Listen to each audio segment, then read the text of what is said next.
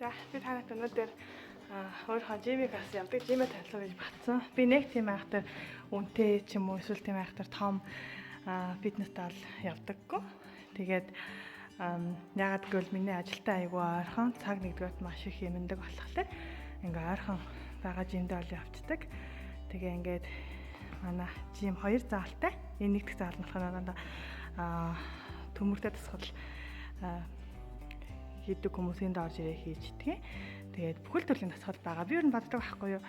Нэг фитнесийн нэг гоё фитнес аваад нэг үр дүнгүй байснаас те бага фитнестэй ажилтайгаа ойрхон фитнестэй яваад тэгээд хамгийн гол нь өөрөө л хичээгээд үр дүн гаргаж авах юм бол нэг төхөөрөмж сатай байна уу, муутай байна уу, орчин үеийнх байна уу, жоохон олон жилийн өмнөх байна уу гэдгийг надад нэг чухал биш байдаг.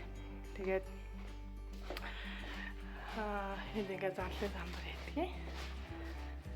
Тэгээд энэ тал талхал дээр 2 дахь заал нь тэнд хэд спинийн дагуутай эндээ гүйлтийнхаа замтай. Тэгээд ингээд энд бас боксинг төхөөрөмжүүдтэй.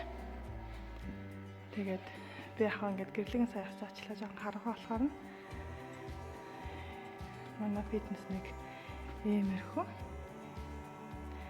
Тэгээд ер нь бол би найзтайгаа хойлоо явдаг. Тэгээд манай найз маань Набагангийн багш болохоор бас жоохон ажил ихтэй. Тэгээ өнөөдөр ямарсан би өөрөө фитнестэй орох гээд ганцаараа ирсэн байна. Манай фитнест хин ч алга багш ирээгүй, бас татгал хийдэг хүмүүс ч ирээгүй байна. Тэгээ магадгүй 7 хоног ихний өдөр болохоор хүмүүс бас эртхэн хичээл сургуультай ажилдаа явсан байж магадгүй. Тэгээд өнөөдөр би болохоор өгцөгний тасгал хийж байгаа. Тэгээд ерөөхдөө өдөр болгон жимдээ явдаг. 1 цаг гүйлтийн зам дээрээ гүүгээд 10 минут гүүгээд 10 минут алхаад тэгээ 1 цагийг өнгөрүүлдэг. Тэгээ одоо өгцөгний тасгалаа хийж гин. Тэгээд та бүхэнтэйгээ одоо ямар тасгал хийдгээ хуваалцъя.